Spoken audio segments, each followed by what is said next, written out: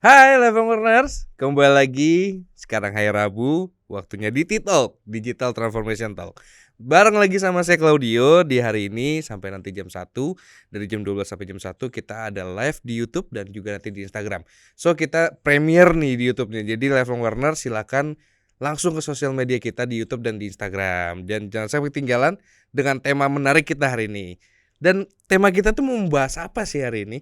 Kita mau bahas tentang ISO 27002 tahun 2022. So tahun berapa? 2022 loh Level Learners. Tahun ini. Jadi sangat baru banget, sangat banyak banget informasinya. Jadi Level Learners terus pantengin, terus ikutin, dapetin insight-nya. Dan jangan lupa nanti pertanyaan terbaik juga akan mendapatkan hadiah. So Level Learners, sekali lagi tetap bersama kita sampai nanti jam 1. Dan sekarang kita udah dapat expertnya, udah datang nih, udah hadir expertnya. Sekali lagi saya bersama Pak Herson. Halo Pak Herson. Halo Dio, apa kabar? Kabar baik nih Pak Herson. Pak Herson gimana? Alhamdulillah baik juga. Alhamdulillah ya. Sehat-sehat ya. Alhamdulillah. Harus sehat, harus sehat dan sih. semangat. Iya harus semangat juga dong. Kalau nggak semangat masa kita bawa ini loh ya. Nanti Level Learners juga loyo juga gitu kan. Oke. Oke Pak Herson. Sesuai dengan tema kita yang tadi sudah saya informasikan ya. Saya informasikan bahwa kita akan membahas tentang ISO 27002 tahun 2022. Nah, mungkin banyak Level Learners bertanya-tanya nih.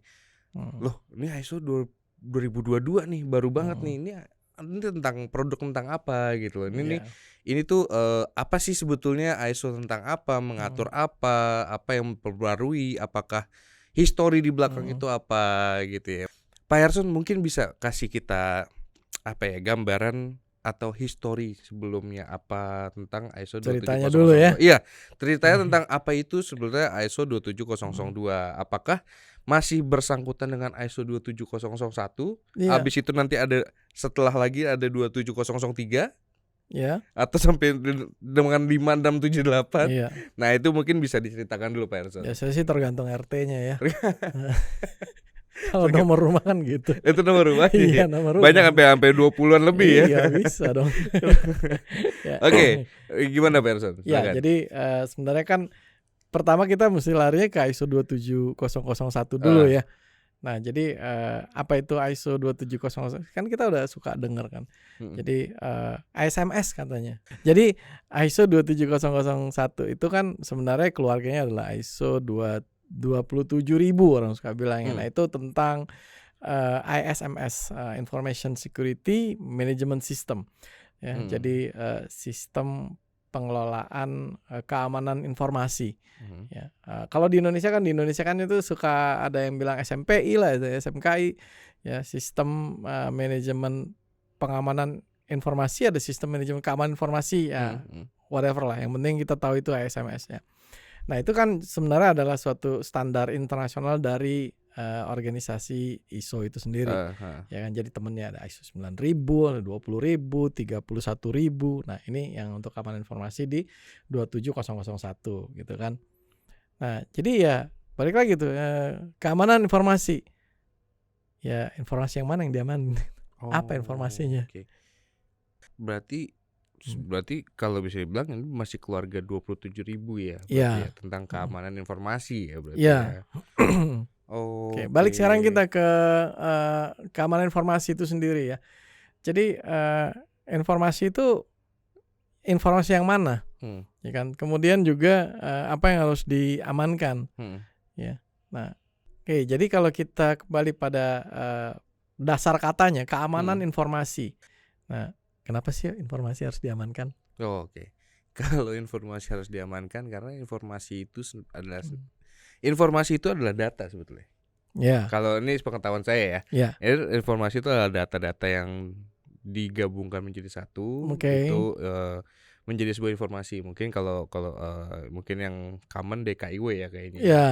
Jadi data itu dikumpulkan menjadi informasi, nanti setelah itu bisa menjadi knowledge, dan itu bisa menjadi wisdom ke depannya gitu. Jadi kenapa data itu penting? Ya itu adalah aset bagi sebuah perusahaan. Betul, gitu ya. Aset perusahaan. Jadi kalau aset perusahaan harus dilindungi, harus diamankan, disecure. Betul, ada banyak aset yang harus diamankan ya, karena kalau itu sampai bocor Seperti resep makanan aja, resep Iya. makanan bocor ya udah sebelah sana bikin yang sama Bisa gitu kan. cepet Oke. untuk duplikat, bahkan mungkin untuk bisa dia berkembangnya juga bisa lebih Iya cepat ya. betul, ya. Nah jadi kalau sampai ada kebocoran maka artinya bisnis dia akan terganggu. Ya pasti, Ya, pasti. Oke, ya. Ya itu sih sebenarnya alasannya kenapa harus diamankan. Ya, Berarti itu salah satu alasannya ya. ya. Even SpongeBob pun mengamankan resep Krabby Patty-nya di dalam peti ya, terus ada botol. Itu sebenarnya dia menerapkan ISO 27 loh. Iya, sampai masukin ke box besinya Iya, ya. betul. Oke, biar nggak bisa dicuri ya. Mm-mm. Aman. Nah, berkaca dari mungkin kayak tadi mungkin Pak Herson memberikan contoh ada sebuah kartun ya tadi ya SpongeBob itu alasannya sendiri kenapa diharuskan untuk sertifikasi ISO 27001 itu apa? Oke, jadi gini ya. Kalau di kita ini nih di Indonesia nih, mostly sih sebenarnya kenapa satu perusahaan, satu badan, satu instansi apapun itu, kita harus sertifikasi ISO 27001 nih. Kenapa? Karena disuruh, dipersyaratkan oleh pemerintah atau ada badan yang menaunginya. Lo kalau nggak certified ISO 27, lo nggak boleh bisnis, lo nggak boleh jualan, lo nggak boleh masuk ke bursa misalnya kayak gitu. Jadi lo harus certified ISO 27001. Ya udah kalau gitu terpaksa dah. Jadi sebenarnya itu adalah dorongan ya, ada Ya, dorongan. realnya sebenarnya ada, begitu ada ya. dorongan ya, ada regulasi ya. Betul. Jadi jika ingin beroperasi ada lagi yang macam-macam lah lembaga yang dengan penyelenggara sistem elektronik ya, dia kalau mau beroperasi dia harus certified ISO 27. Nah, artinya itu dipecut gitu, dipaksa ya. Nah, sedangkan segala sesuatu yang terpaksa itu kadang mereka menjalankannya dengan ya udah deh yang penting ada setengah-setengah gitu dia jalanin. Nanti pas di satu titik jadi udah selesai dapat sertifikat nih, terus udah dia diem-diem aja dulu, terus lupa nggak dijalanin. Pas begitu tahun depan mau surveillance, kita masih ada kurang ini kumpulin. Nah, begitu tuh. Biasanya yang bisa terjadi seperti itu ya. Bisa. Ya memang adalah beberapa yang terjadi seperti itu. Ya. Tapi ya seharusnya kan yang baik itu adalah memang dia punya keinginan untuk meningkatkan kewaspadaan, kesadarannya terhadap adanya risiko keamanan informasi. Nah, itu tuh yang bagus sebenarnya, yang benar harus itu. Jadi memang ya kita sadar ada ancaman tersebut dan kita ingin mengamankannya. Gitu sih. Oke, jadi kedepannya tuh harusnya keinginannya, harapan kita jadi ada kesadaran ya dari teman-teman di luar sana mungkin yang bekerja ya untuk itu terdorong untuk ISO 27 bukan karena hanya sekedar regulasi gitu, tapi karena memang customer centric ya. Jadi pengen bukan memuaskan, tapi lebih ke menjaga apa yang harus dijaga oleh perusahaan-perusahaan tersebut gitu ya. Nah, Pak Herson, saya mau nanya juga nih, maksudnya sejarah ISO 27001 ini kan panjang nih, per tahun ada beberapa tahun itu berganti gitu ya, maksudnya kayak kalau nggak salah per 5 tahun deh, enggak ya? Itu kalau peninjauannya setelah dia peninjauan jadi peninjauan 5 tahun. Nah, ada sejarah-sejarah ini mungkin bisa kita bisa tracking nih, maksudnya bisa dijelasin sejarah ISO 27001 itu kayak gimana sih Pak Herson? Oke, jadi kita track balik ya ke yang sebelumnya itu memang ada sudah ada keinginan untuk mengamankan informasi seperti itu ya. Jadi pada tahun 1995 itu ada satu standar yang dikeluarkan oleh BSI ya, British Standard Institute di London sana ya. Dia mengeluarkan kodenya BS 7799. 7799. Ya, itu sudah mulai menyenggol-nyenggol tentang keamanan informasi itu walaupun belum spesifik banget belum ya. spesifik ya. Tapi sudah sedikit. Itu cikal bakalnya sebenarnya. Ya, cikal bakal dari situ. Nah, kemudian di dalam dokumen tersebut ada bagian pertama yang memuat best practices untuk information security management itu. Nah, itu di tahun 98 itu direvisi. Oh, direvisi 98. Direvisi sebenarnya itu yang menjadi cikal bakalnya dari Code of Practice.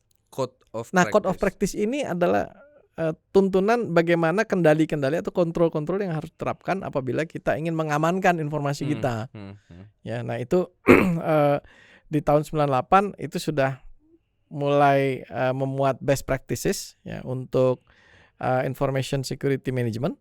Nah, kemudian di tahun 2000 itu baru diadopsi oleh ISO menjadi ISO IEC IEC ya. IEC 17799 belum 27 tuh namanya. Belum 17799. Ya, terus dia namain itu adalah IT Code of Practice. IT Code of Practice. Information Technology Code of Practice ya for Information Security Management. Nah, itu nama awalnya tuh. Jadi agak panjang IT Code Panjang. IT Code of Practice for InfoSec Management. Iya. Itu agak panjang ya. Iya. Itu sebenarnya yang menjadi cikal bakalnya adalah si Code of Practice. Okay. Code of Practice itu kan tadi udah sebutin ya. Nah, tahun 2007 dia resmi menjadi keluarganya ISO 27000 atau ISMS. Ya, sebagai sebutnya adalah ISO 27002. Oke, ISO 27002. Iya, loh, 27001-nya kemana? Sebenarnya 27001 itu balik lagi di dokumen yang si BS 7799 tadi, ya. Jadi si dokumen BS 7799 itu ya ada bagian kedua. Ya, di tahun 99 kan tahun 98 mulainya yang BSI ya, yang BSI. Bukan awal. 98 itu yang ini yang best practice for InfoSec ya. 95 dia muncul. 98 98 dia ada revisi untuk menjadi cikal bakalnya 27002. Betul, ya. 99 itu ada bagian kedua yang direvisi itu menjadi Information Security Management System ISMS yang untuk Specification Guide. Specification Guide gitu gimana maksudnya? Specification Guide itu adalah sebenarnya tuntunan ya secara spesifik tuntunannya untuk menerapkan ISO 27001 sekarang. Oke. Nah, jadi dia menerapkan itu ada klausul-klausulnya. Klausul utamanya adalah apa gitu ya, udah ditentuin. Sebagaimana seluruh ISO yang lain tuh dia punya 10 klausul utama. 10 main klausul. Nah, 9000 juga begitu, ada 10 main klausul ya, 27, 20. Semua juga punya 10 main klausul. Nah, itu adalah namanya requirement ya, specification untuk requirement. Di situ yang di 27001. Nah, untuk penerapannya itu 27002. Pakai kontrolnya ada di 27002. Ada di 27002. Iya. Dari karena itu tadi kan baru 99 tahun 1999 itu bagian yang kedua Information Security Management System untuk specification guidance itu dikeluarkan. Nah, tahun 2005 baru dia menjadi ISO 27001. Tahun 2005. Jadi 2005 itu keluar si 27001 sebagai specification guidance atau requirement specification itu. Nah, di tahun 2007 baru 27002. Untuk Code of Practice. Kontrol-kontrolnya itu. Jadi lu mesti kalau untuk mengamankan dia kan ada yang diamankan ada 3 nanti ya, PPT ya, people, proses sama teknologi. Nah, mengamankan people misalnya lu pakai klausul annex yang mana? Anexnya annex 7 tuh. Berarti ya, HR security, HR. HR juga ditinjau. Maksudnya iya. jadi ini ya. Iyalah. Kan 3, people, proses, teknologi. Oke. Jadi level harus 3 ya. People, proses dan teknologi, PPT. Oke, Pak Erson, menarik banget ini 27001. Nah, pertanyaannya kan adalah tema kita kan ada 27002. Iya. Ya. Nah, kita akan menuju ke sana nih. Nah, sebelum kita ke sana, saya ada pertanyaan. Bagaimana dengan local brand atau mungkin kalau ada ISO, ada SNI. Iya. Ya. SNI sendiri itu gimana nih? Maksudnya apakah ada yang mengatur di Indonesia ada yang mengatur keluaran Indonesia mungkin ya yang memang dari lokal standar Indonesia lah gitu ya. Ya, itu dia apakah ada gitu? Ada di standar Indonesia itu sebenarnya sudah diatur oleh BSN ya. BSN. BSN 3 aja, jangan Oh. ditambahin lagi S-nya. Ya. Beda. Oh beda ya? Beda. Oh. BSSN. oke. Nah, jadi BSN itu adalah Badan Standarisasi Nasional. Heeh. Nah, dia yang ngurusin standar-standar yang ada di Indonesia. Oke. Ya. Contoh kayak apa? Ya kan ada standar SNI, standar Heeh. SNI, helm gitu kan Iya, ada iya standar ada SNI-nya. standarnya. Nah, kayak gitu. Nah, begitu juga dengan keamanan informasi ini. SNI Oke. juga sebenarnya dia bisa ngeluarin sendiri atau dia bisa adopt dari luar. Oke. Nah, salah satunya adalah si ISO IEC 27001 ini Heeh. dia adopt dari luar. Dia adopt menjadi standar nasional Indonesia SNI spasi ISO/IEC Oh. spasi 27001 versi 2013. Oh karena itu 2013 ya. Iya. Oke. Jadi itu udah diadop sama SNI kita ya di sini sebagai standar yang diakui untuk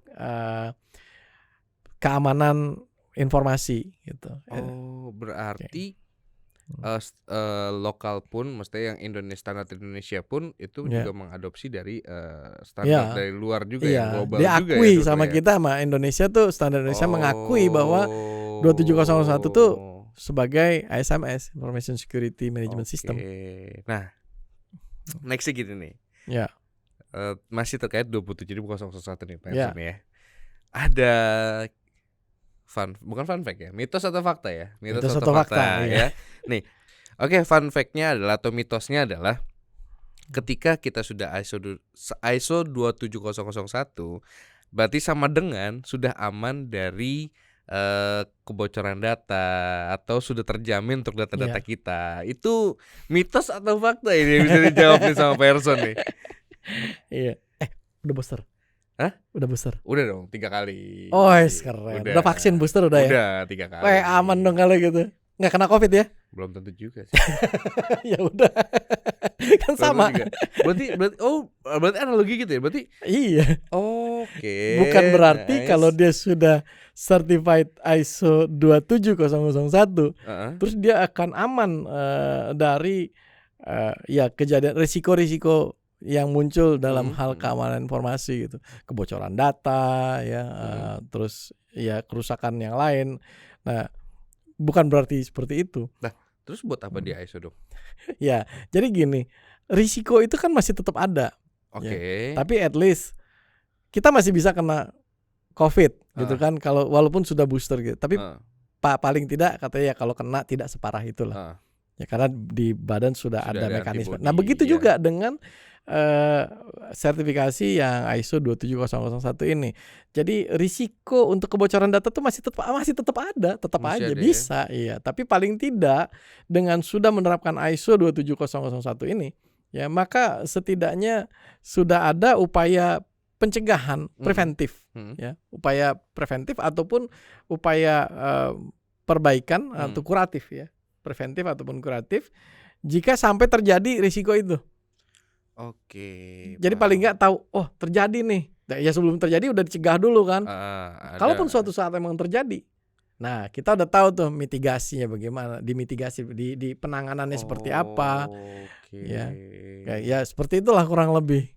Jadi itu mitos ya. mitos ya.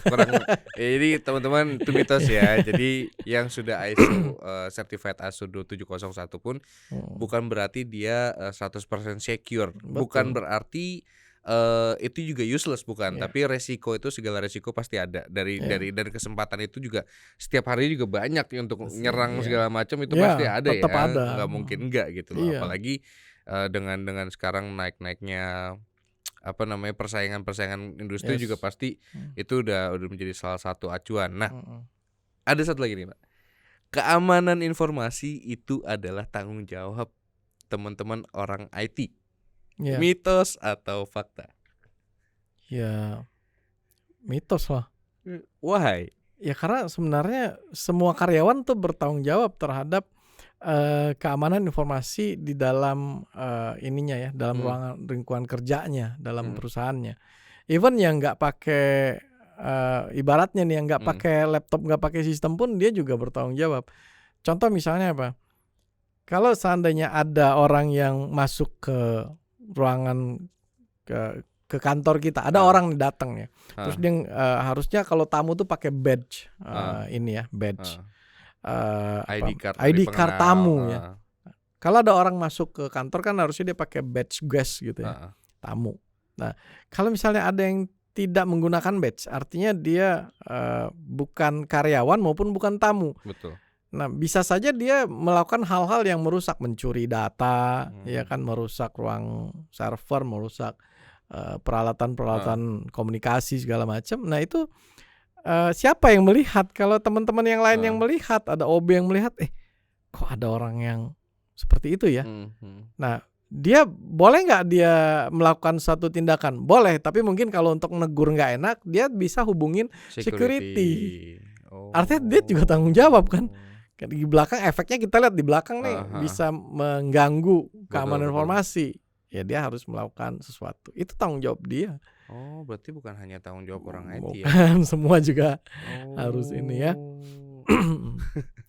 Jadi nggak hanya, berarti itu mitos ya? Karena balik lagi mungkin yang sempat disampaikan Arson bilang adalah PPT. Proses, people, proses, dan teknologi. Nah, ini nih, saya ada pertanyaan terkait tentang PPT sendiri nih, dan masih ada hubungan dengan ISO 27000 itu yaitu keamanan data. Nah, untuk people sendiri ini bagaimana caranya untuk bisa mengencourage teman-teman yang non IT? Mungkin yang non IT udah ini ya, berkecimpung dan mungkin udah aware ya, awarenya tinggi.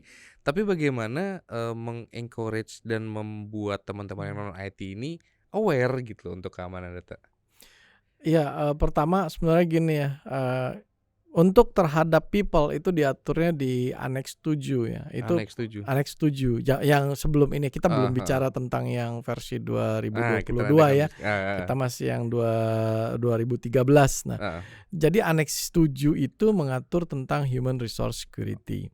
Nah, human resource security itu terkaitnya dengan 3 hal. Jadi yang pertama adalah sebelum dia bekerja, kemudian yang kedua adalah pada saat dia bekerja, dan yang ketiga adalah pada saat setelah dia bekerja atau mungkin resign gitu, atau pensiun atau apapun. Nah, jadi itu diatur tuh. Pertama, dia sebelum dia bekerja, dia harus yang pertama adalah ditekan NDA. Ya, itu perjanjian kerahasiaan. Jadi di situ stated bahwa dia tidak boleh membocorkan rahasia perusahaan, membocorkan data ini segala macam, di situ masuk. Ya, paham. Ya, tanda tangan. Dan di situ juga udah di stated bahwa kalau saya ini dituntut tuh bisa tanda tangan atas materai.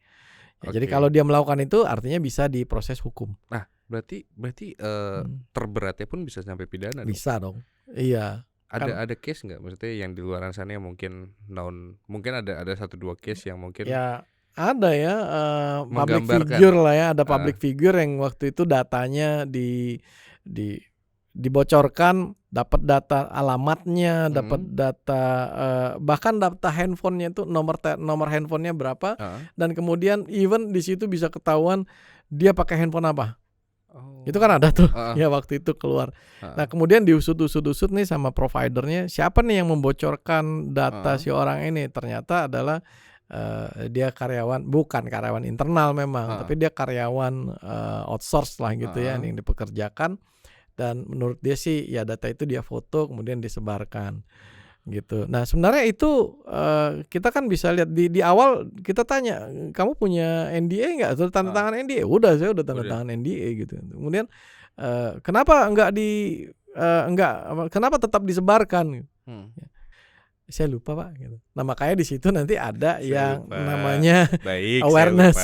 Awareness ya. Dituntut awareness ya. Ya, saya udah 5 tahun kerja di sini. Waktu awal sih saya masuk sini saya tanda tangan, tapi saya udah lupa waktu itu saya tanda tangan. Jangan kata isinya, saya tanda tangan saya lupa gitu kan. Nah, oleh karena itu maka ada yang namanya awareness. Setiap tahun diingetin, ingat ya, udah tanda tangan NDA, jangan bocorin data rahasia perusahaan ya. Nah, kalau nanti bocorin bisa ini loh, sanksinya segala macam. Nah, kayak gitu. Ada awareness, diingetin setiap tahun. Ya kalau misalnya masih ini juga tetap masih tetap juga dia ngebocorin ya artinya Ada sanksi lah ya. ada harus terima sanksi ya, karena terima. udah menandatangani Oke. NDA tersebut. Nah, Mm. lifelong learners jangan sampai lupa. Karena kita juga sembari ngobrol mendapatkan ilmu baru, lifelong learners juga sangat boleh untuk bertanya. Jadi kalau lifelong learners mau tanya-tanya, silakan langsung di kolom komen atau di live chat, kolom komen Instagram kita atau di live chat di Premier YouTube kita. Jadi nanti pertanyaan terbaik akan mendapatkan hadiah dari Multimatics dan nanti pemenangnya akan dihubungi oleh tim Multimatics. Jadi jangan sampai ketinggalan untuk bisa menanyakan apa yang menjadi pertanyaan lifelong learners. Nah, balik lagi nih Pak Erson ke ISO 27001. Tadi Pak Ya. Erson sempat menyinggung ada aneks di situ ya. Tadi Ya. sudah dijelaskan juga bahwa sanksi terberatnya itu bisa kepidana ya. Jadi lifelong learners ingat sanksi terberatnya kalau the people itu bisa sampai kepidana. Jadi harus ada kode etik ya. Mungkin lebih ke situ juga ada di situ ya kode etik juga. Nah, sekarang penasaran sama aneksnya. Tadi sudah di spill sedikit sama Pak Herson bahwa kita akan membahas tentang aneks. Karena aneks ini tuh kalau nggak salah ada 14 aneks ya dalam Ya, ISO betul. 27001 ya. 2013. Di tahun 2013. Ya, versi 2013 ya. 2013 ya. Kita belum 14 membahas. aneks. Kita akan membahas ke situ nih. Kita akan mengarah nih. Kita mulai Oke. spesifik nih. Jadi teman-teman tahu historinya dan kita sekarang mulai dalam ke aneksnya. Nah, Ya. 14 itu tuh mungkin bisa apa ya? Bisa dijelaskan kali ya 14 aneks itu tuh apa sih gitu loh. Atau Iya. aneks itu apa sih Pak Erson? Ya, aneks itu kan seperti yang udah saya bilang tadi ya, bahwa itu sebenarnya adalah kendali dari proses-proses apa yang perlu diamankan. Nah, misalnya ada kendali secara teknologi, ada kendali secara environment ya, physical environment, kita pengamanan ruang segala macam, pengamanan loading dock, kemudian juga terhadap pengamanan data, adanya pengamanan program, bahkan itu ada secure coding di situ. Ada di situ juga. Ada semuanya ya. Tadi itu salah satunya yang pengamanan terhadap human resource gitu kan. Oke.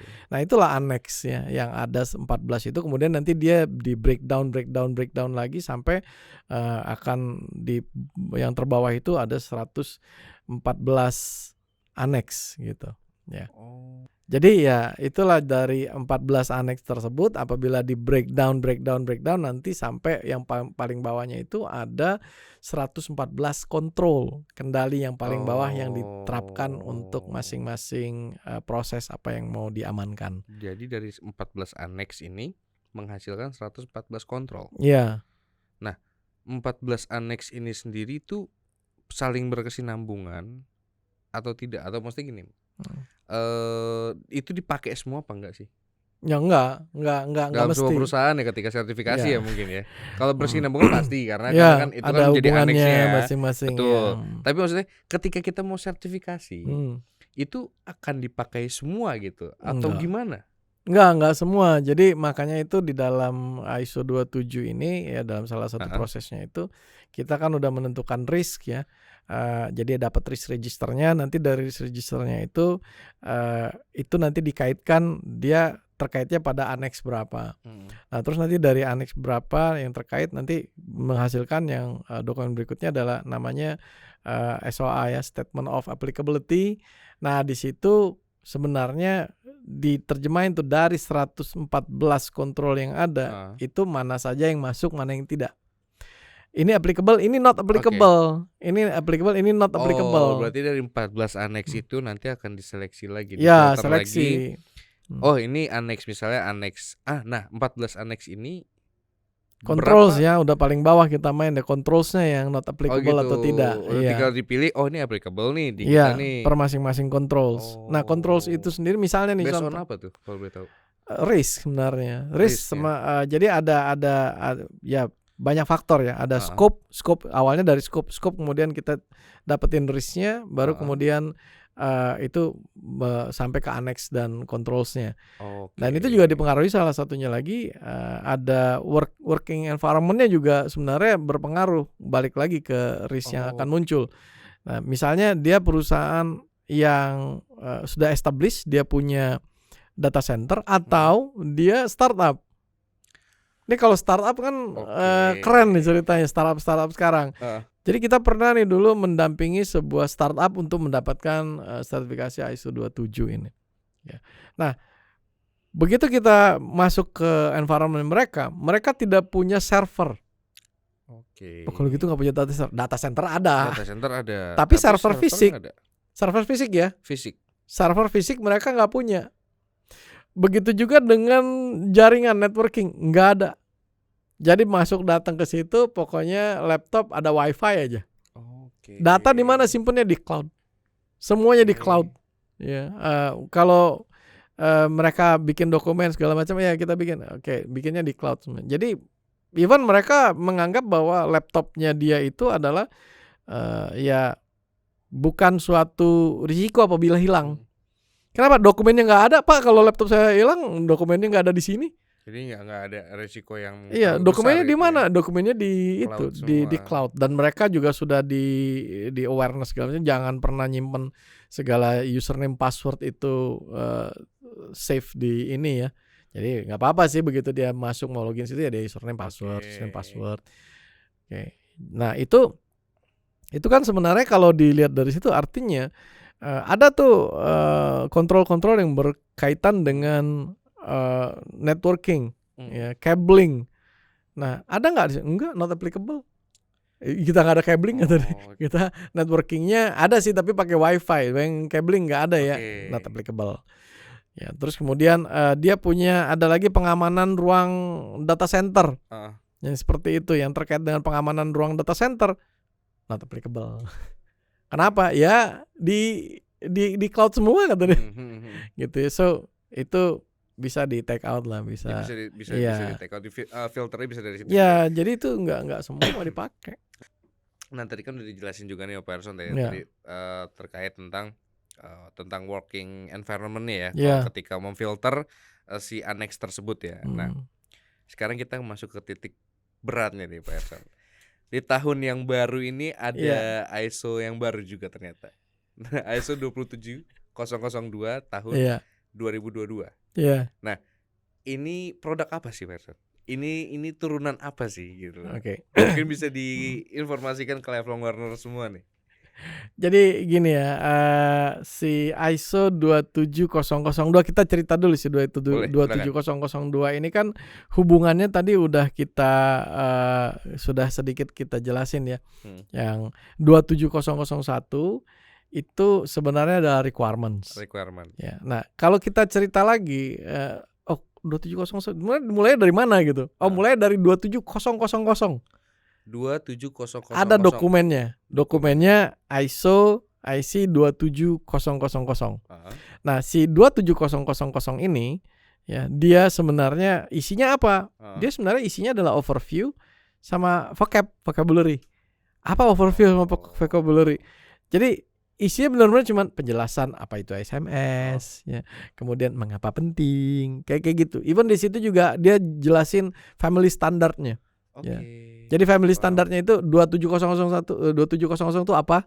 27001 itu apa? 27002 tuh siapa? Gitu, ngapain ya, kayak struktur ini dan jelasin keluarganya. Oke. Nah, jadi 27001 adalah requirement. Dia sebutin di situ ada 10 main clause yang harus diikutin. 27002 adalah code of practice. Itu yang annex 14 tadi. Yang annex 14 bagaimana itu kontrolnya terhadap penerapan ISO di satu perusahaan. Nanti ada 27003, 4. Nah, kalau yang 27005 itu misalnya kalau di 27001 ini kan ada risk register ya. Nah, kemudian bagaimana metodenya melakukan risk assessment, risk register, segala macam itu ada di 27005 panduannya. Di 27005 itu namanya adalah Information Security Risk Management. Jadi ada 27000. Yap. Ada 27001 itu requirements. Ada 27002 itu code of practice, yaitu annex 14 annex tadi. Dan ada ISO 27005 InfoSec Risk Management. Iya, 3, 4, 6, 7-nya ada lah sebenarnya. Itu masih banyak ya. Cuman kita ambil yang common lah mungkin. Iya, banyak banget keluarganya kalau kita lihat beneran. Nanti mungkin bisa ditampilin ya? Ya boleh nanti kalau diizinin. Ya. Pasti dong, masa ya. Oke. Untuk menginformasikan teman-teman Iya, ya. oke. Tadi kita udah ngebahas tentang familinya Iya. nih di Yes. 2700 sampai dari 1 sampai sekian lah Iya, ya. oke. Nah, kita mau nanya nih 27002 tahun 2022 sekarang. Iya. Di mana versi sebelumnya adalah 2013. Iya. Ini pertanyaannya adalah kenapa ISO 27 ini ada perubahan? Oke. Ya, kenapa itu berubah? Dan Ya. apakah menunggu kurang lebih 9 tahun dulu baru berubah? Ya. Atau ada rentang periode tertentu yang oke berubahnya per sekian ya Iya. gitu. Mungkin itu dulu pertama tuh Pak Erson. Oke. Gimana Pak Erson? Ya, jadi gini ya. Normally sih sebenarnya dokumen ISO itu direview setiap 5 tahun ya. Hah. 5 tahun dia review. Kalau misalnya dia nggak masih sesuai, ya oke pakai lagi terusin Pakai nggak lagi apa-apa. terus. Makanya ada ya sampai 2013. Loh kok waktu itu 2000 tambah 5 18 kok nggak dirubah karena dia masih relevan gitu ya. Nah sekarang itu ternyata ada perubahan. Oke. Di akhir-akhirnya itu memang dianggap perlu adanya perubahan dan akhirnya itu yang menjadi trigger dari perubahan versi ini. Nah perubahannya itu apa ya, alasan utamanya itu ya sebenarnya secara natural alamiahnya itu memang kita sebenarnya ada perubahan-perubahan ya, ada evolusi cara bekerja, apalagi kemarin dengan adanya pandemi terus orang pada digital transformation tuh ya judulnya kita gitu kan. Sesuai. Yang tadinya harus bekerja di kantor WFO, working from office. Komputernya Ada di attach kantor di situ gitu ya. ada ya. Kemudian jaringannya juga colok di situ, Betul. tercolok. Terus data servernya ada di situ juga gitu kan. Nggak keluar kemana-mana, aman dong ya. Ya relatif lebih susah lah orang buat ini merusak, mencuri segala macam. Nah sekarang kan udah ceritanya udah beda ya. Udah ada working from home, ada remote working. Ya, jadi bekerja dari luar pakai wifi, pakai VPN segala macam ya dari jauh. Plus lagi ada lagi yang lebih ini, ada cloud. Jadi yang tadinya data itu disimpan di server di satu ruangan di kantor, sekarang dia naikin di ke cloud. cloud. Ya. Nah begitu dia naik ke cloud, artinya untuk mengaksesnya cukup dengan internet saja gitu kan. Apa nggak jadi ancaman tuh ya? Ancaman baru sebetulnya ya. Iya. Nah itu sebenarnya salah satu penyebabnya ya. Dan ada lagi sekarang itu kan digital teknologi dalam hal pencegahan ya, preventing, detecting, responding terhadap cyber attack juga sebenarnya sekarang itu sudah semakin maju. Jadi itu juga harus diakomodasi. Dan plus lagi ada satu nih yang muncul juga akhir-akhir ini, sebenarnya udah lama sih di Eropa ya, muncul dari Eropa, yaitu tentang GDPR. General Data Protection Regulation. Nah itu apa tuh kalau diterjemahkan ke kita di Indonesia ini ya, sebenarnya itu salah satu yang mengatur tentang PDP, perlindungan data pribadi. Bukan privasi ya, pribadi ya? Iya boleh. Perlindungan data pribadi kita itu, nah sekarang kan ada. Nah jadi sekarang salah satunya juga dari ISO 27002 ini adalah untuk mengakomodasi GDPR gitu loh. Untuk di ISO 27002 ini apa yang menjadi perubahannya gitu loh. Dari 2013 sebelumnya apa yang berubah gitu loh. Yang menjadi perubahan dari versi 2013 ke 2022. Oke, yang pertama sih waktu dulunya dia disebut sebagai Code of Practice. Betul. Nah, sekarang dia diganti namanya jadi Information Security, Cyber Security, Privacy Protection. Panjang ya. Panjang. Infosec, Cybersec, dan sama Privacy Protection. Privacy Protection ya. Nah, itu. Jadi terus tambah lagi belakangnya bahwa dia sebenarnya adalah Information Security Controls. Tetap dia sebagai controls-nya. Ya, tapi bukan Code of Practice ya. Nah, bukan Code of Practice lagi ya. Ya, kenapa gitu kan? Supaya konteksnya jadi lebih luas.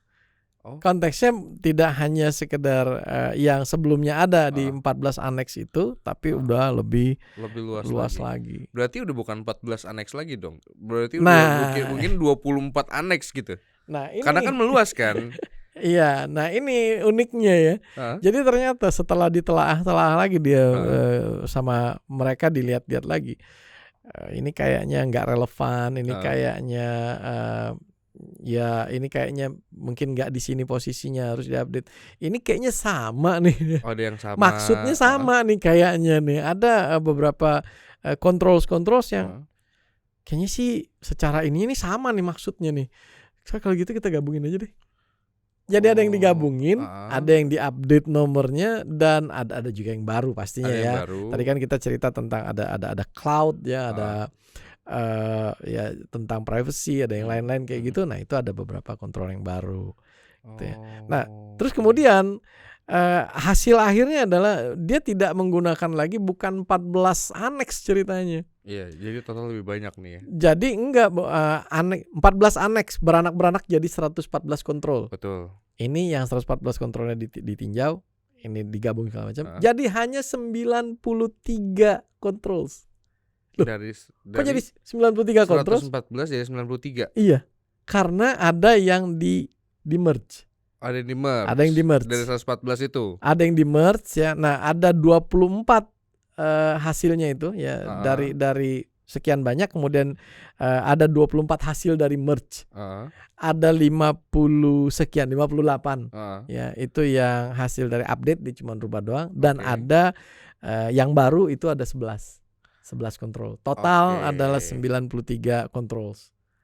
Jadi total ada 93 controls. Dan itu kalau tadinya 114 itu dikelompokkan menjadi 14 annex, sekarang yang 93 itu dikelompokkan hanya menjadi 4. Loh, mengecil ya? Annex bukan. Ini bukan annex sebutnya. Bukan 4 annex. themes. Tema. Oke, jadi sekarang themes. sebutannya themes ya. Themes. 4 tema ya. 4 tema. Tema dengan itu adalah 94 controls tadi. 93 controls tadi ya. Oke. Jadi 4 ini apa? Dia sekarang terkaitnya sama domain, jadi dia kelompokkan sedomain ya.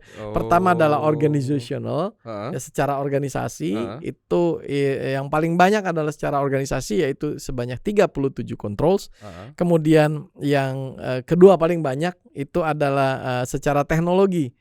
Itu ada berapa controls? Ada 34 controls. 34 controls. Iya. Itu kedua terbanyak ya. Kedua terbanyak. Dan yang ketiga adalah physical ya, physical domain itu ada 14 controls, dan yang terakhir adalah people. Ada people itu. Secara people, temanya people itu sedikit, hanya 8. Berarti dari semua itu diupdate ya, Pak ya?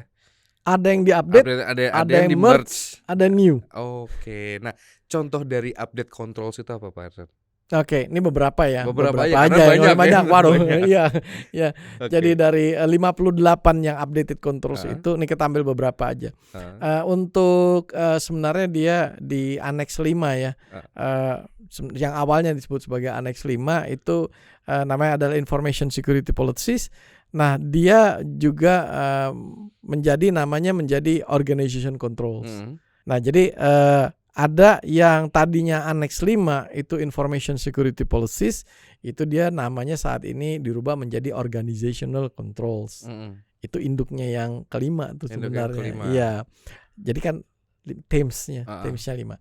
Nah, kemudian ada lagi yang tadinya controls yang di 611 tuh kodenya, itu adalah terkait sama information security roles and responsibilities. Ya. Jadi tugas dan tanggung jawab dari information security. Nah, sekarang dia masuk ke dalam organization controls. Dia namanya masih tetap sama, namanya masih tetap InfoSec roles and responsibilities, tapi kodenya jadi kode 5.2. Jadi itu rubah kode. Ya, ada beberapa yang rubah kode gitu. Ada segregation of duties.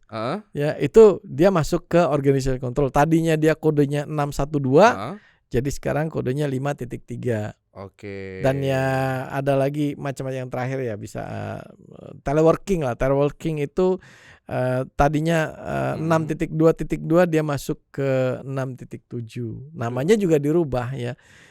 Remote working. Jadi ini ada yang perubahan nomor, ada yang perubahan nama. Jadi enggak hanya nomor aja, nama pun juga ada ya. Bisa. Nah, kalau itu contoh tadi dari yang updated baru. Controls, kalau yang merge itu mungkin 1-2 merge aja gabung ya. Oke. Gabung itu. Ada yang sebelumnya itu, nah ini sebenarnya namanya tuh hampir sama ya. Kalau kita lihat sebenarnya di annex 5 ya. Information Security Policies. Nah, itu di bawahnya ada 5.1 Management Direction for Information Security. Ya. Nah itu dia anaknya di bawahnya lagi ada 2 yang dipandang sama mereka ini kayaknya bisa digabung deh. Ya saya Iya. juga waktu dari awal juga ngeliat ini kenapa 2 kok dipisah ya. Gitu ya. Ujung-ujungnya kan sama juga dia satu ini ya, satu satu objek gitu kalau pas Heeh. kita ngebahasnya ya. Yang pertama itu adalah policies for information security. Jadi kebijakan dari keamanan informasi ya yang harus ada, di approve oleh manajemen, dipublish dan dikomunikasikan ke seluruh karyawan gitu kan. Nah, itu yang pertama harus ada. Yang kedua controlsnya adalah review dari si kebijakan itu. Oke. Ya, jadi nah sekarang yang itu tuh adalah yang kedua adalah policy itu, kebijakan keamanan informasi itu harus direview dalam dalam interval yang sudah direncanakan secara jangka waktu berkala, setahun sekali, 2 tahun sekali misalnya kayak gitu ya. Nah, itu kan sebenarnya yang pertama lo harus punya, kedua lo harus review gitu kan. Digabung aja kenapa? Jadi itu digabung ya sekarang Digabung ya? aja sama dia di 5.1 namanya Policies for Oke. Information Security. Isinya punya dan direview dah kelar. Oke. Kan bisa digabung udah. Jadi digabung gitu ya. Ya. Nah, Oke. kalau tadi kita udah yang baru terus yang tadi di merge ya. Ya. Nah, tadi kan juga ada beberapa contoh yang dari new controls pun pasti Ya. banyak, apalagi yang baru tadi itu Ya. ada 93 yang 58 yang baru ya. 50 Yang update. Yang Ya. baru tuh ada 11 gitu 11 ya. yang baru. 11 yang Merge baru, yang yang merge 24. 24. Nah, Oke. pasti ada nggak satu contoh yang mungkin yang krusial nih mungkin di Nah, yang ini baru menarik nih? nih ya kalau yang baru ya, Yang karena baru. dia baru itu kan Baru segala heeh. segala itu banyak ya. Dia sekarang ada sambil satu aja ya. Satu aja, Satu aja karena yang paling banyak juga nih. yang paling keren ya. Yang paling keren buat gua lah ya. Kalau Heeh. buat saya yang paling keren sih ya ada tuh satu dia terkaitnya sama the use of cloud services. Use of cloud services. Iya, penggunaan cloud. Nah, cloud. itu sekarang diatur sama dia. Oh, karena Ya. perubahan tadi ya, Iya. environment tadi ya. Jadi yang menjadi alasan pengapa berubah Iya. itu diambil ya. Iya, jadi keamanan informasi Oh. untuk penggunaan layanan cloud. Nah, itu tuh, itu baru. Sebelumnya nggak ada ya karena sebenarnya tidak ada ya. Jadi itu dia proses untuk penggunaan, pengelolaan, terus keluar dari layanan cloud segala macam. Nah, itu sebenarnya sudah harus dilakukan juga secara ya ada kaidah-kaidah keamanan informasi perusahaan lah gitu. Berarti sudah Dia harus atur diatur tuh ya. itu tuh tentang penggunaan si cloud. Heeh. Nah, itu yang baru tuh. Itu Salah satu ya. aja. Mau yang lain. Banyak ya. Sama banyak ya. ntar.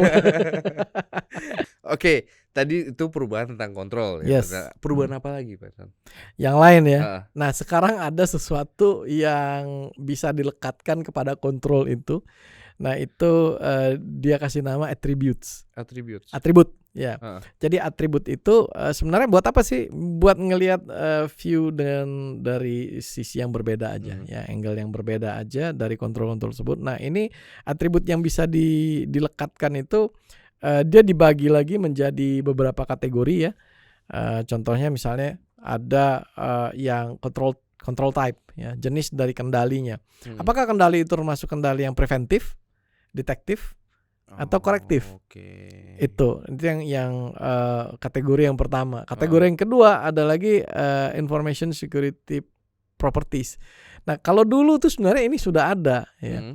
Nah, sekarang dilekatkannya di control itu sebenarnya yang terkait dengan CIA-nya, confidentiality, integrity, and availability-nya. Nah, itu bisa masuk sebagai atribut juga. Ya, atribut yang jenisnya adalah kategorinya adalah information security properties. Nah, kemudian ada lagi yang ketiga kategorinya itu adalah cyber security concept namanya. Karena sekarang kan dia sudah juga mengakomodate tentang konsep-konsep cyber security ya. Nah, ini sebenarnya dia ambilnya dari NIST. Ya, jadi dari framework NIST itu ada identify, protect, detect, response, and recover. Itu frameworknya lainnya dia ambil tuh. Di adopt juga di sini ya. Dia jadikan itu sebagai atribut ya. Nah, terus ada lagi tentang operational capabilities. Nah, itu wah banyak lah itu, tentang ada HR security tadi masuk di situ ya, physical security, system network banyak macam-macam. Dan kategori yang terakhir adalah security domains ya. Nah itu kategori yang terakhir yang terkaitnya sama governance, ecosystem, protection, defense, dan resilience. Nah, secara singkat mungkin person, hubungannya dengan kontrol-kontrol yang sebelumnya apa? Nah, jadi kontrol yang baru tadi tuh, yang 93 yang baru tadi, Betul. itu sekarang diberikan atribut yang tadi, ya, bisa kita untuk tujuan bisa sebagai ya cepat aja melihatnya dari sisi yang lain, seperti itu sih. Ya. Jadi ini nggak mandatori ya? Nggak mandatori. Jadi itu bahkan kita bisa meng-create atribut kita sendiri. Terus bisa juga kita nggak pakai yang udah ada. Oke. Nah jadi contohnya ya, misalnya kita bisa assign risk reference ke control untuk memperlakukan suatu risk yang spesifik. Oke. Itu misalnya satu. Kemudian bisa juga kita create atribut untuk yang terkait sama maturity implementation level. Ya kita pengen maturity sampai di mana. Kemudian kita juga bisa bikin attributes untuk implementation state, macam-macam loh itu ya. Banyak ya? Banyak. Dan juga bisa kita masukin responsible department misalnya. Oh, jadi ada responsible department juga di situ ya? Iya. Jadi itu ada banyak yang bisa kita masukin yang terkait sama atribut. Ini baru nih. Ini baru ya. Iya. Nah, lifelong learners ini banyak banget masukannya, banyak banget yang baru-baru, dan ini masih banyak nih materinya ya. Iya. Masih banyak hal yang kita ingin sampaikan, dan sekali lagi lifelong learners, bagi yang ingin tanyakan silakan langsung tanyakan di live chat kita, dan ada di kolom komentar kita di IG. Live chat juga ada di Premier YouTube kita, jadi jangan sampai terlewat. Silakan tanya sebanyak mungkin, nanti akan dibantu jawab oleh Pak Herson. Nah, melanjutkan dengan ISO 27002. Iya. Nah, tadi kita udah ngebahas tentang ISO 27002. Nah, untuk versi baru, versi 2022. Iya. Nah, bagaimana dengan ISO 27001-nya? Iya. Itu apakah sama atau nanti akan tetap 2013 gitu ya? Atau gimana itu jadinya? Iya, sebenarnya sih dia harus berubah juga ya. Harus berubah? Ya, karena di dalam buku ISO 27001 2013 itu kan dia sebutkan tuh ada 10 klausul utama. Di bawah 10 klausul utama ada reference kepada Code of Practice itu tadi, ISO 27002. Ada reference. Nah, sebenarnya di situ ada di buku itu listnya dari annex yang dari annex 5 sampai annex 18. Itu ada di buku ISO 27001 itu. Nah, terus kalau dia bilang dia tuliskan di situ anneksnya ada 14 annex dengan anak-anak sampai kontrolnya sampai begini. Terus nge-refernya ke buku yang sana ya 27000, sementara sama si 27002 disautin. Gue udah berubah loh. Udah enggak pakai annex.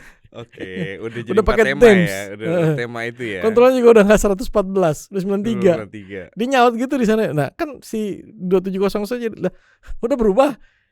Nah, dia gimana dong? Ya, berarti harus berubah juga. Nah, ya, cuman memang perubahannya belum. Waktu itu direncanakan sih isu-isunya ya banyak lah, ada yang end of Q2 2022. Oke, gitu baru ya. mau tanya perubahannya kapan. Jadi iya. sekitaran segitu kurang lebih ya. Iya. Kurang lebih, dan ini mungkin rencana awalnya nih kita dengar juga ya. Iya, rencana awalnya end of Q2 2022. Karena video ini diambil berapa ya sekarang? Ini video ini diambil kan 2022. Nanti kalau lifelong learner nonton 2026 kan loh tahun 2022, sekarang 2026 gitu lah. Jadi ini disclaimer juga ya. Nah, itu ada pertanyaan. Belum ya artinya ya. Ini Q2 udah mau habis. Udah mau habis, belum ada perubahan juga. Iya, minggu depan udah. Oh iya, udah masuk Q3. Masuk Q3, iya. Wah, jadi kemungkinan besar akhir Q3 berarti ya. Ya, kalau enggak akhir Q3 ya Q4 lah. Terus aja sampai Q1 2023. Nah, mungkin pertanyaannya apa yang harus dilakukan oleh perusahaan yang sudah certified ISO 27001? Ya, dia apa udah yang dilakuin? Karena dia udah certified nih ya. Udah certified. Pasti versinya 2013. 2013 ya kan. Betul. Ya maksudnya yang 27001-nya pasti 2013, Betul. tapi 27002-nya pasti yang 2013 juga kan dia yang dipakai ya. Betul. Nah, jadi sebenarnya gini ya. Kalau untuk perusahaan yang tadinya saya udah certified nih, apa harus langsung mengikuti? Enggak. Ya, ada toleransi untuk penerapan itu biasanya kalau dari satu standar baru muncul, versi yang baru, maka itu punya toleransi selama 2 tahun. Ya, toleransinya 2 tahun untuk tetap pakai yang dia punya standar yang sebelumnya, tapi nanti setelah itu udah harus pindah. Gitu. Dia harus pakai yang 27002 sebagai acuannya. 27001-nya secara klausul sih masih tetap sama ya. Tapi aneksnya itu atau terms harus dirubah ke terms. Jadi selama 2 tahun itu masa preparation gitu ya. Yeah. Oke. Nah, apa yang harus dia lakukan? Itu ya pertama dia harus review risk assessment-nya. Karena risk assessment dia yang ada itu pasti menggunakan kontrol dari aneks yang 14 dari versi 2013. Dan itu kalau harus remap juga nggak sih, remap annex? Iya, jadi kan itu ada mappingnya antara 2013 sama 2022 yang baru ini. Nah, dia harus meremap juga antara 2013 ke 2022. Nah, kemudian juga itu kan kalau kita bicara tentang risk assessment, pasti larinya adalah ke SOA, statement of applicability, dan risk treatment plan itu juga berubah semua sesuai dengan mappingan yang baru ke controls yang ada di 2022 version. Ya gitu aja lah, pokoknya 2 tahun harus pindah. Harus ya. Ya.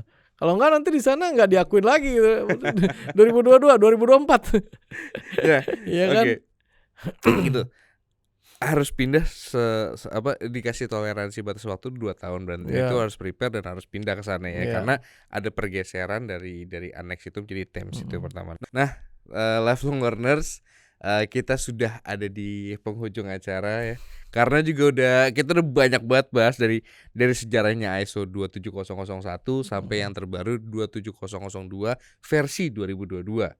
Gitu ya. Mungkin kita masuk ke sedikit ada conclusion kali ya. Jadi kayak kita udah belajar, kita udah mengetahui tentang sejarahnya. Terus apa itu mungkin yang simpelnya aneksnya apa, perubahannya apa. Tadi udah disebutin juga oleh Pak Herson bahwa banyak perubahan, ada perubahan, terus ada merge juga, dan juga ada yang dihilangkan ya. Bukan dihilangkan, apa lebih ke pembaruan ya. Ada yang dihilangkan juga ya. Jadi itu banyak informasi yang bisa lifelong learners dapetin juga. Nah, mungkin Pak Herson bisa kasih konklusi nih di ya kalau orang bijak berkata ya, tidak ada yang tetap kecuali perubahan itu sendiri. Nah, jadi ini juga suatu perubahan yang kita harus ikutin. Mau nggak mau, suka nggak suka, ya ada perubahan baru. Ya tentunya untuk mengakomodasi suatu kemajuan juga. Betul. Ya artinya kita juga harus mengikuti apa yang sudah gitu. Kalau masih pengen tetap mengikutin gitu kan. Nah, artinya ya intinya sih kita harus update juga. Jadi ketika sebuah perubahan itu dituntut beradaptasi, ya kita juga harus bisa berubah. Ya, itu dia. Bisa beradaptasi juga dengan apapun yang di luar sana juga gitu ya. Ya, nah itu. Oke, thank you Person. Thank you banget. Menarik banget pembahasannya. Dan lifelong learners, terima kasih sudah selama kurang lebih 1 jam ya. Kita ngobrol-ngobrol, dan lifelong learners juga sembari menemani lifelong learners istirahat. Dan jangan lupa, pertanyaan terbaik nanti akan mendapatkan hadiah saldo e-wallet dan nanti akan dihubungi oleh tim kami. Dan jangan sampai lupa juga, kita ada setiap jam 12 dan hari Rabu kita live di YouTube kita Premiere, dan kita ada live di IG kita juga di @multimatics. Dan jangan lupa untuk subscribe dan share dan juga like YouTube kita. Jadi sampai ketemu di TikTok selanjutnya. Selamat siang. Thank you.